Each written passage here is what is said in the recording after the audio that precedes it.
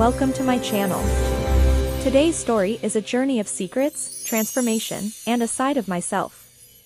We expected detention and drills, but instead, Madame Laurent handed us silk gloves and a book on etiquette. I was 14 the first time I walked through the iron gates of Ashworth House, and I was absolutely certain my life was over.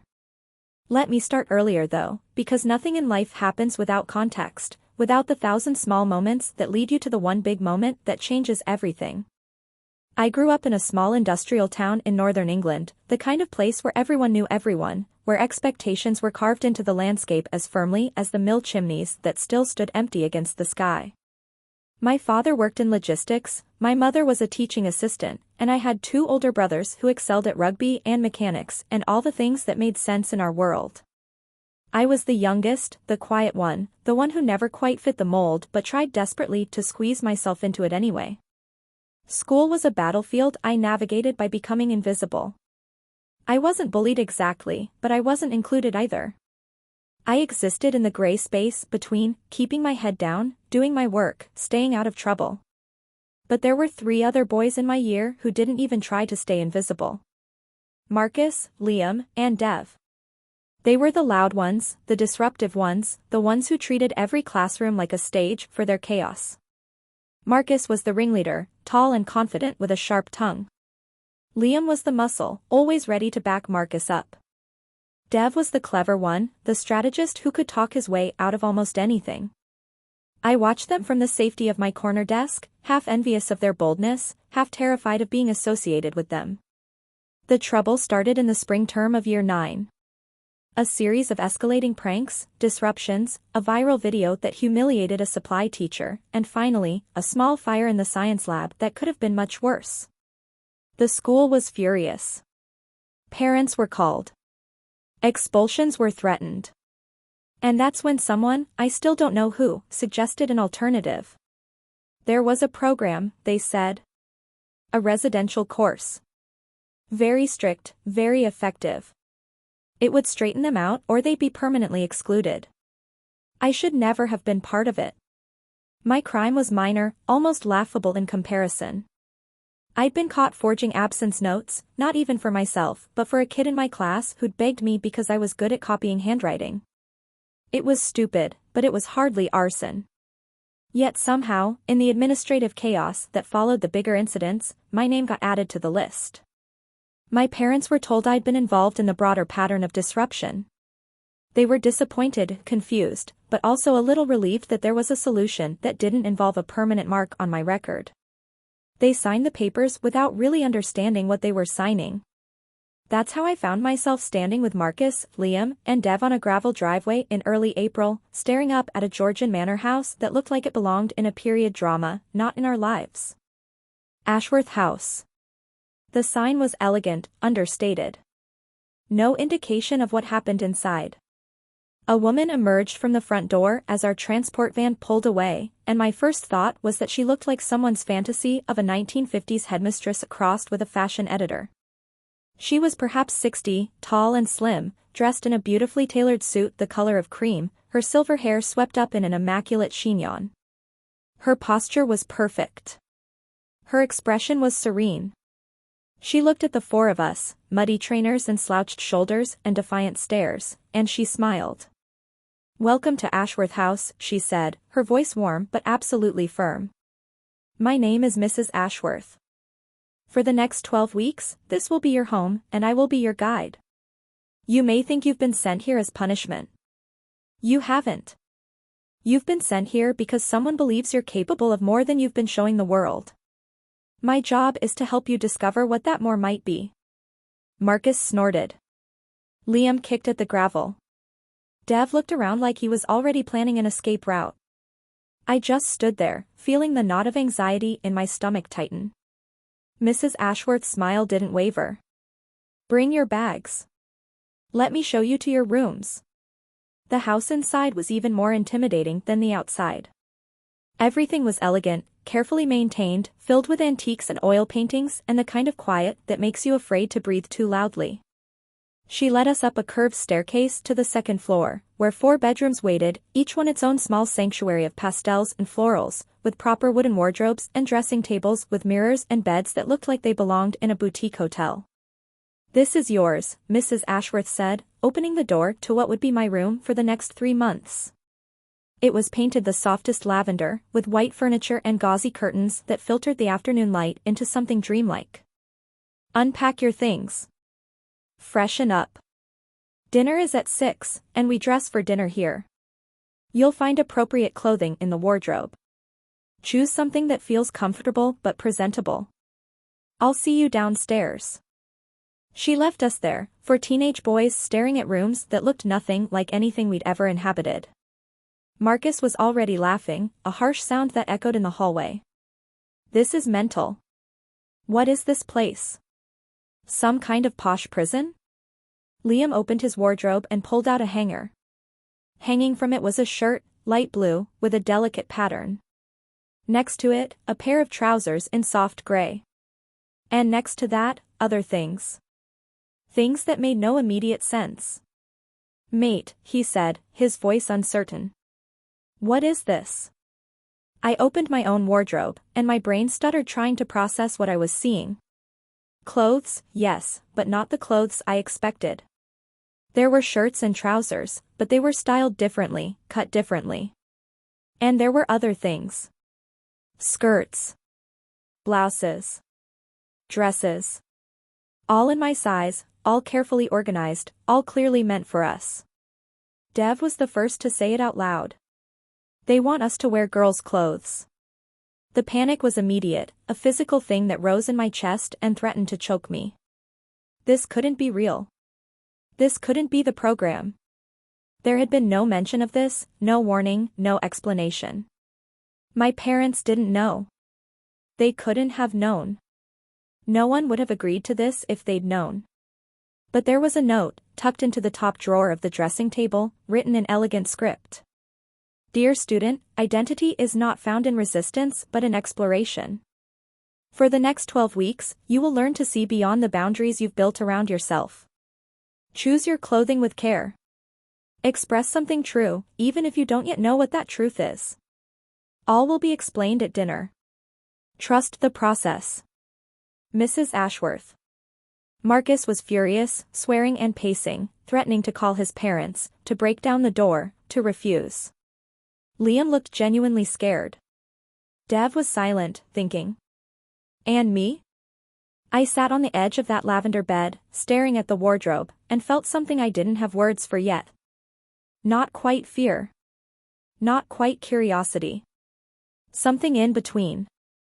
We all went down to dinner wearing the most masculine options we could find in those wardrobes, the shirts and trousers, though even those felt different against our skin, softer, more fitted.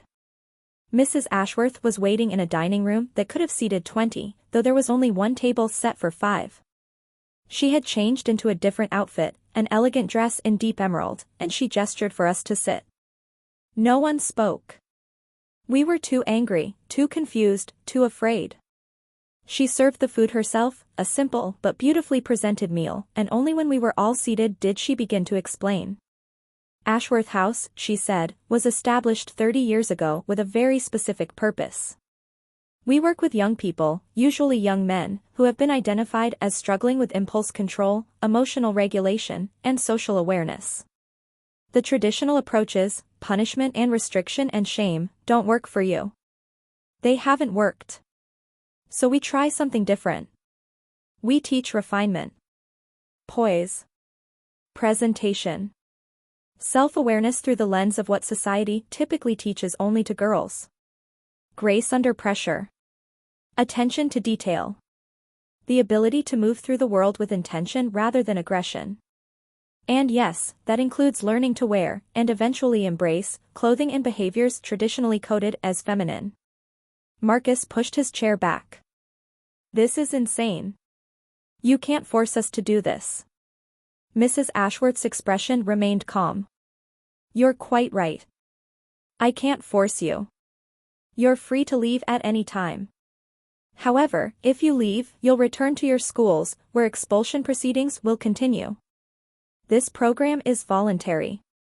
You signed consent forms, or rather, your parents did. They were informed of the broad methodology, though I understand the details may not have been fully emphasized. But make no mistake, this is a choice. Stay and learn, or leave and face the consequences you've been running from. Liam's voice was small. My parents would kill me if I got expelled. Then stay, Mrs. Ashworth said simply. Give it 1 week. 7 days. If after that you still want to leave, I'll arrange transport myself. But I ask you to try. To trust that there's a reason this approach has been successful with hundreds of young men before you. Dev leaned forward. What does successful mean? What happens at the end? At the end of 12 weeks, Mrs. Ashworth said, you'll participate in a formal graduation ceremony. A tea, attended by your families and by representatives from your schools. You'll present yourselves as you've learned to be, refined, self-aware, capable of choosing how you move through the world rather than simply reacting to it. And then you'll return home, with a clean slate and a new understanding of who you are. None of us said yes, that night. But none of us said no either. We ate in silence, and when dinner ended, we went back to our rooms, and I lay awake until dawn, staring at that wardrobe, wondering what I'd gotten myself into. The first week was an agony of resistance and humiliation and slow, reluctant adaptation. Mrs. Ashworth's lessons began the morning after our arrival, and they were nothing like school. We started with posture, learning to sit and stand and walk with awareness, with balance. She corrected us constantly, gently but firmly, her hands adjusting the angle of our shoulders, the placement of our feet. Your body is a language, she said. What story are you telling? Then came the clothing lessons. She explained fabrics, cuts, colors, how different garments changed not just how we looked, but how we moved, how we felt. She was patient but insistent. We would try things on. We would learn to see ourselves differently. Marcus fought her at every step, choosing the most masculine options, wearing them like armor. Liam followed Marcus's lead, uncomfortable but compliant. Dev approached it like a puzzle, analytical, curious despite himself. And me? I found myself staring at that wardrobe longer each day, my hand hovering over choices I didn't understand. There was a part of me that was terrified, certain that if I put on a skirt or a dress I would lose something fundamental, that I would become someone I wasn't. But there was another part, quieter, that wondered what it would feel like. Whether the person in the mirror would still be me or someone I'd been too afraid to meet. On the 4th day, when Mrs. Ashworth asked me what I'd chosen for the afternoon's etiquette lesson, I heard myself say, "May I try the blue one?" She knew exactly which one I meant. A simple shift dress, pale blue with a subtle floral print, modest and pretty and terrifying. She smiled, and there was no mockery in it, only warmth. Of course. I changed in my room with the door locked, my hands shaking so badly I could barely manage the zipper. When I looked in the mirror, I didn't recognize myself, but I didn't not recognize myself either. I looked strange, unfamiliar, vulnerable. But I also looked, and this was the part that confused me most, okay. Not ridiculous. Not wrong. Just different. Walking down the stairs in that dress felt like walking to my own execution. I was certain Marcus would laugh, that Liam would stare, that Dev would have some cutting comment. But when I entered the sitting room where Mrs. Ashworth was setting up for tea service lessons, she simply nodded approvingly and said, "That color suits you." Marcus did stare. But he didn't laugh. He looked uncomfortable, maybe even a little envious, though I didn't understand why until later. Liam looked away quickly. Dev raised an eyebrow but said nothing. And that was the day things began to shift, not just for me but for all of us. Because once one person takes a risk, it becomes easier for others to follow. By the end of the week, even Marcus had tried on something less aggressively masculine, though he pretended it was only because Mrs. Ashworth had insisted. None of us left. We all stayed for week 2. Mrs. Ashworth's teaching method was immersive and relentless, but never cruel.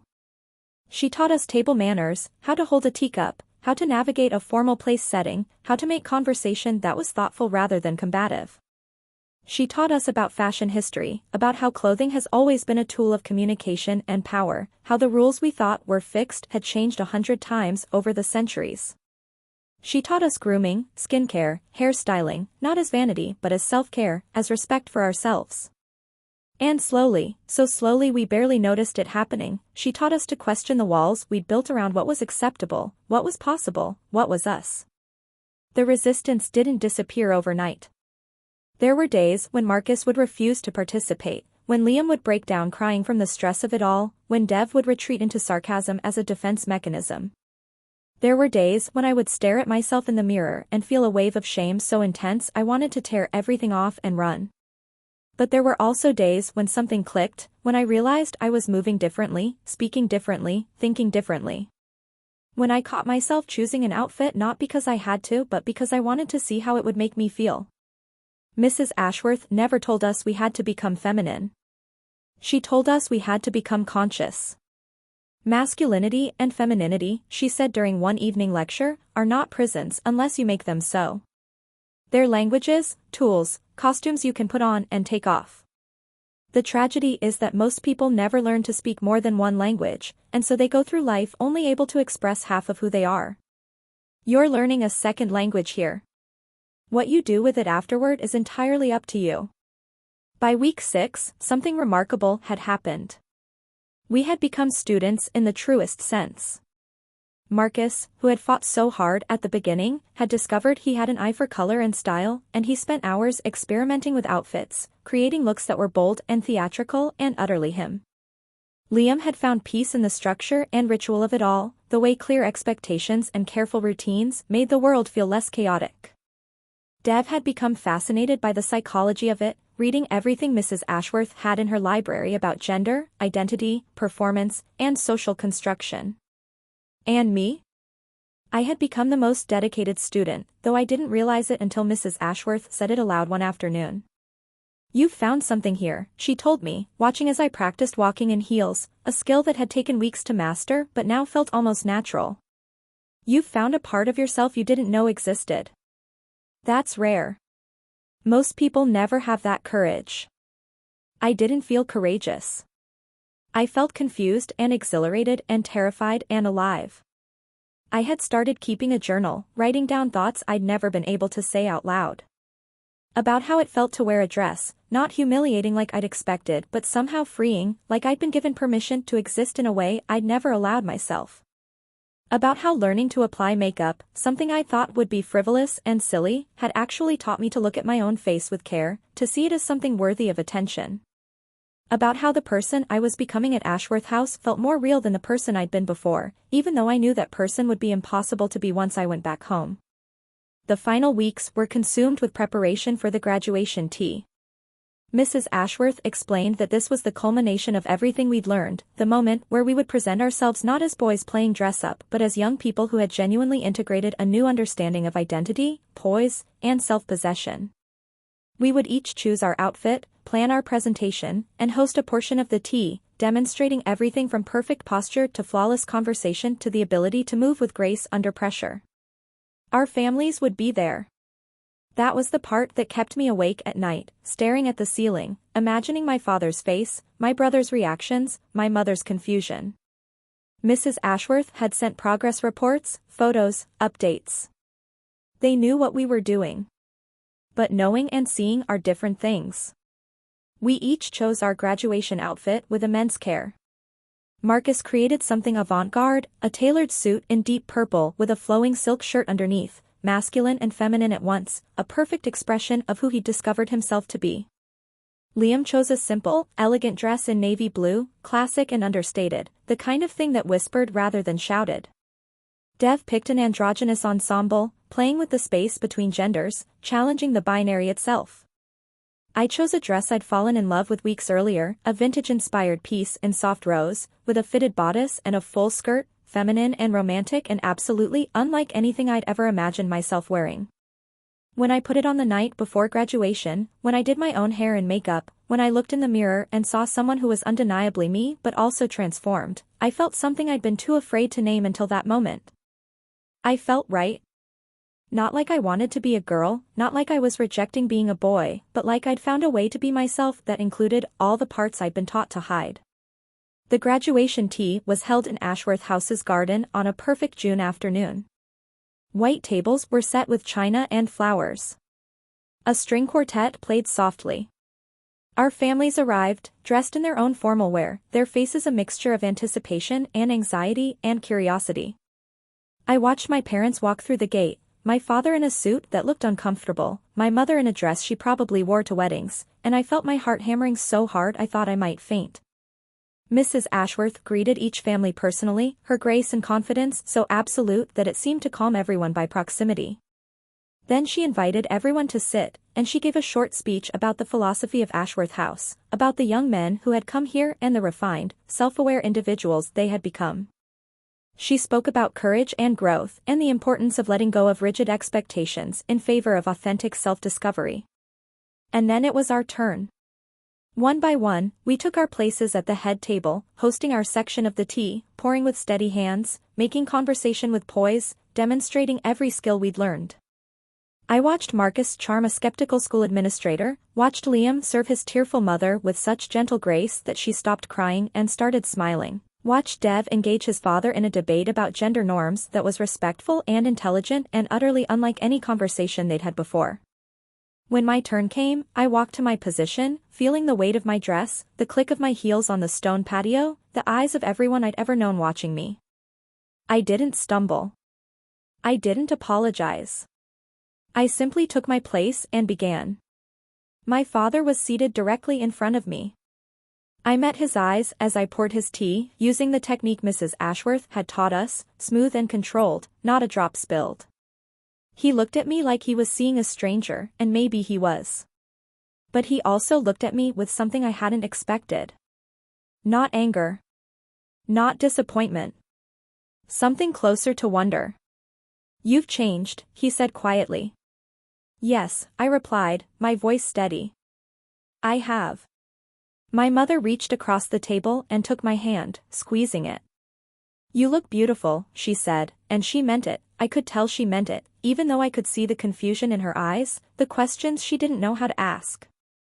The tea lasted 2 hours, and by the end, the atmosphere had shifted entirely. What had started as tension and uncertainty had become something closer to celebration. Parents who had arrived skeptical were now engaged, asking questions, listening. My brothers, who I'd been most afraid to face, didn't mock or tease. They just watched, quiet and thoughtful, and later, the older one pulled me aside and said, "I don't really understand what happened here. But you seem happy. You never seemed happy before." He was right. I hadn't been. I'd been trying so hard to be what I thought I should be that I'd forgotten to ask who I actually was. Mrs. Ashworth gave each of us a certificate at the end, handwritten, with our names and a personal note.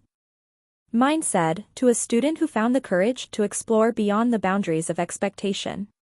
May you carry this bravery with you always." I kept it, folded carefully in my journal, a reminder of the 12 weeks that changed everything. Going home was harder than I'd anticipated. Ashworth House had been a bubble, a space where exploration was expected, where the rules were different. Back in my town, in my school, in my life, those rules snapped back into place with brutal efficiency. I couldn't wear a dress to school. I couldn't even talk about what I'd done without risking judgment, mockery, worse. So I didn't. I packed away the clothes Mrs. Ashworth had let me keep, hiding them in the back of my wardrobe. I went back to my jeans and hoodies and trainers. I became invisible again. But something fundamental had shifted inside me, something I couldn't pack away or hide. I had learned that identity wasn't fixed, that the person I thought I was supposed to be was just one option among many. I had learned that exploring the parts of myself I'd been taught to reject didn't make me less of a person, it made me more whole. I had learned that grace and poise and self-awareness weren't weakness, they were strength of a different kind. The other boys and I stayed in touch, a group chat that became a lifeline. Marcus came out as non-binary the following year and moved to London to study fashion. Liam found a therapist who specialized in gender and identity and began a slow process of exploring what it meant to embrace softness in a world that had taught him only hardness. Dev wrote his university entrance essay about his experience at Ashworth House and got into Oxford to study sociology. And me? I moved through the rest of secondary school quietly, but I wasn't invisible anymore, not really. I joined the drama club, where I could explore different versions of myself on stage. I started writing, trying to make sense of the experience, trying to put into words the feeling of discovering you're not who you thought you were and finding that liberating rather than terrifying. I made a few real friends, people who saw me as I was, complicated and questioning and still figuring it out.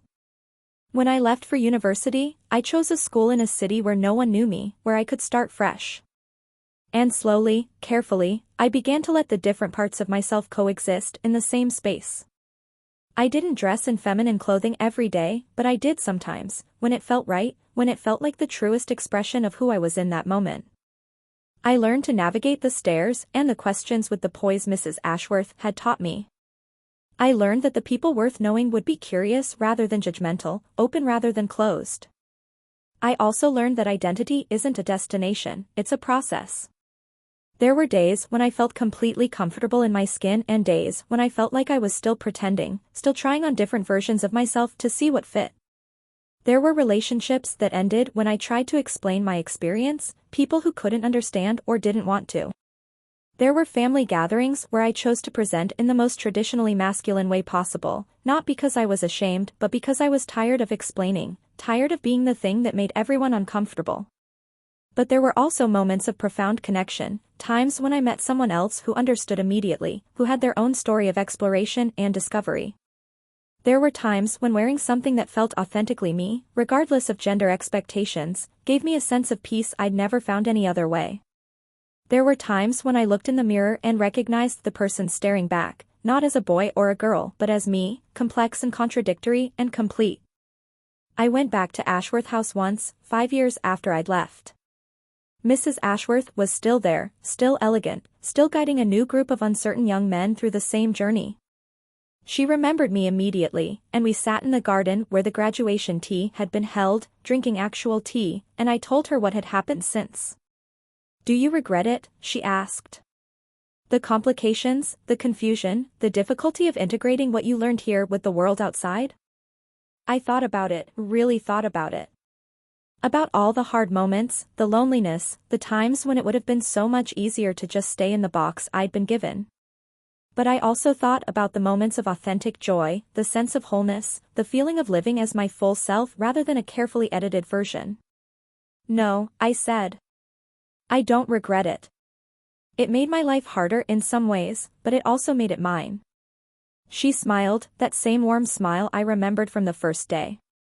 "That's all I ever hoped for." I'm 30 now, and the person I am has been shaped by countless experiences, relationships, successes and failures, joys and sorrows. But the foundation, the understanding that I am not required to live inside the boundaries other people drew, that came from Ashworth House.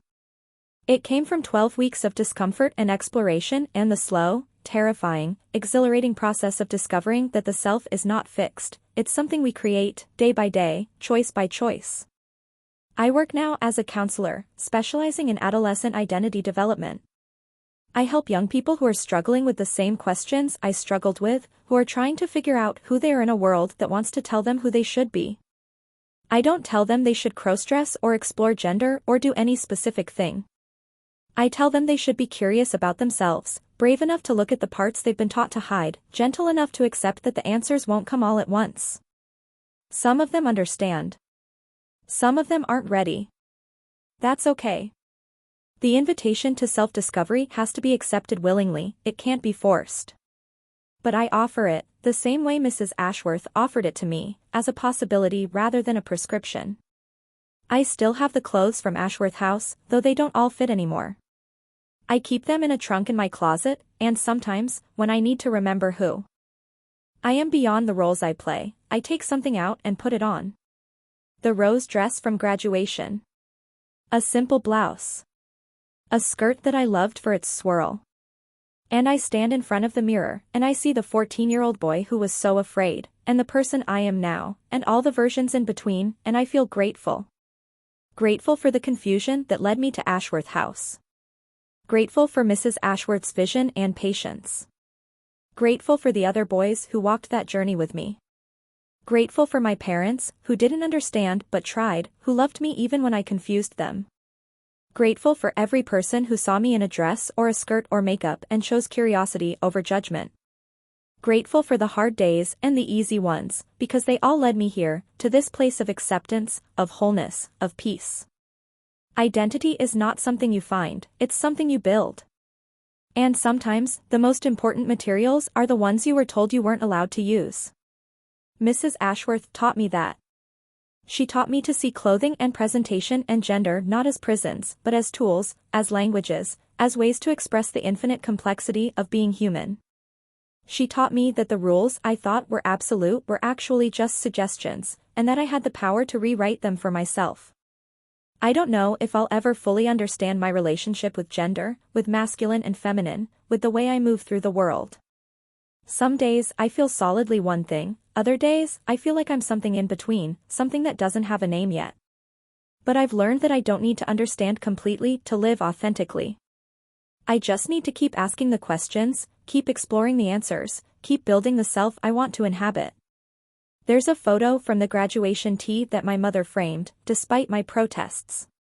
It's on her mantelpiece, next to pictures of my brother's weddings and my graduation from university. In it, I'm standing in the garden, in that rose dress, pouring tea with perfect form, my expression serious and focused and completely present. When people ask her about it, she doesn't hide it or make excuses. She says, "That's my youngest. They went through a very special program, and they learned a lot about themselves. I'm proud of them." It took her years to get to that place, to move from confusion to acceptance to pride. It took all of us years. But we got there, together, because we chose to keep talking, keep trying, keep loving even when it was hard. The final lesson Mrs. Ashworth taught me, though she never said it directly, was this: you are allowed to be more than one thing. You are allowed to contain multitudes. You are allowed to explore and change and discover and redefine, over and over, for your entire life. The only person who needs to understand your identity is you. Everyone else is just witnessing your journey. I think about the boys who are at Ashworth House right now, walking the same halls I walked, sitting in the same dining room, staring at the same wardrobes with the same mixture of fear and curiosity. I hope they find what I found. Not a single answer, not a fixed identity, but the courage to ask questions, the permission to explore, and the understanding that who they are is always more complex and more beautiful than any single label could contain. I think about my younger self, the invisible boy who thought fitting in was the only option, who thought the boundaries around acceptable behavior were walls he couldn't climb. I wish I could tell him it gets easier, but that would be a lie. It gets harder in many ways, more complicated, more nuanced, more lonely sometimes. But I would tell him it gets truer. It gets realer. It gets more worth living. And I think about Mrs. Ashworth, still teaching, still guiding, still believing that young people are capable of more growth and more courage than society expects from them. She's an unusual educator, working in an unusual space, using unusual methods. Some people would say controversial methods. Some people would say harmful methods. But I know, from my own experience and from staying in touch with dozens of other Ashworth House graduates over the years, that what she does works, not because it turns boys into girls or breaks down masculinity, but because it expands the definition of what's possible, what's acceptable, what's human. She teaches that identity is vast. That gender is flexible. That the rules we inherit are not laws of nature but social constructions we can choose to follow or rewrite. That presentation and performance and aesthetic choices are not superficial but deeply meaningful, ways we communicate who we are to ourselves and to the world. That there is profound strength in vulnerability, in softness, in grace. That becoming more fully yourself sometimes means stepping outside the role you were assigned and trying on something new, something strange, something that scares you. These are lessons I carry with me every day, in every interaction, in every choice I make about how to present myself to the world. They've made me a better counselor, a better friend, a better person. They've allowed me to build relationships based on authenticity rather than performance. They've given me the tools to navigate a world that still, even now, has very rigid ideas about gender and identity, but also has spaces, small but growing, where complexity is celebrated rather than punished. I won't lie and say the journey has been easy. There have been costs. Relationships that ended. Family members who still don't understand and maybe never will. Job opportunities that evaporated when someone Googled my name and found references to my time at Ashworth House. Moments of profound loneliness when I felt like I was too much one thing for some people and not enough that thing for others, forever in between, forever not quite fitting. But there have also been gifts. The gift of self-knowledge. The gift of authenticity. The gift of finding a community of people who understand, who've walked similar paths, who don't need me to explain or justify. The gift of being able to look in the mirror and recognize the person looking back, not perfectly, not every day, but more often than not. The gift of knowing that I built this self, consciously and carefully, from materials I chose, in the shape that feels most like home. If I could go back and talk to that 14-year-old standing at the gates of Ashworth House, terrified and angry and certain his life was ending, I would tell him this: your life isn't ending, it's beginning. The person you thought you had to be was a costume you were wearing to survive. You're about to learn how to take it off. You're about to learn that underneath, there's something much more complex and much more real. It will be uncomfortable. It will be confusing. It will change everything. And it will be the best thing that ever happens to you. Because the alternative, staying in that costume forever, performing masculinity like a role in a play you never auditioned for, never questioning, never exploring, never discovering the vast landscape of identity that exists beyond the narrow path you were told to walk, that would have been the real tragedy. That would have been the real loss. Mrs. Ashworth gave me permission to be curious about myself. That's all. It sounds simple, but it's revolutionary. Because most of us spend our entire lives never asking the fundamental questions: who am I really, who could I be, what parts of myself have I never allowed to exist because I was afraid of judgment or rejection or punishment. We stay safe inside the boundaries we were given, and we call that maturity, we call that responsibility, we call that being realistic. But it's not. It's just fear. And Mrs. Ashworth taught me that fear is not a good enough reason to refuse to know yourself. The world is slowly changing. When I was 14, there were no words for what I was experiencing, no models, no representation, no public conversations about gender fluidity or non-binary identity or the spectrum of human expression. Now there are. It's still complicated, still controversial, still met with resistance and hostility in many spaces. But it's visible. It's possible. Young people today have resources and language and community in ways my generation never did. That gives me hope. Hope that the next generation of kids like me won't have to stumble into understanding by accident or luck. Hope that they'll grow up knowing that identity is complex, that gender is flexible, that there are infinite ways to be human. Hope that they'll have the courage to explore who they are without waiting for a crisis, without needing a program like Ashworth House to give them permission. But I'm also realistic. Change is slow. The forces that want to keep gender rigid and roles fixed are powerful and well-funded and deeply afraid of what happens when people start asking questions.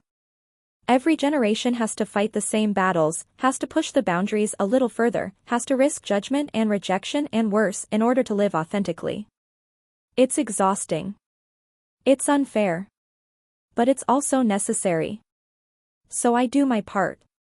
I tell my story, not for attention or sympathy or validation, but because stories matter.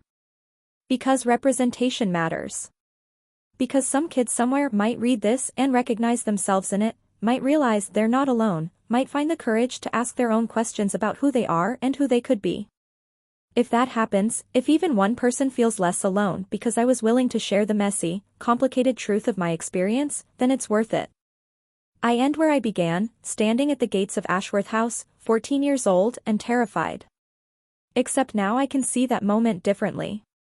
Not as the end of one life, but as the beginning of another.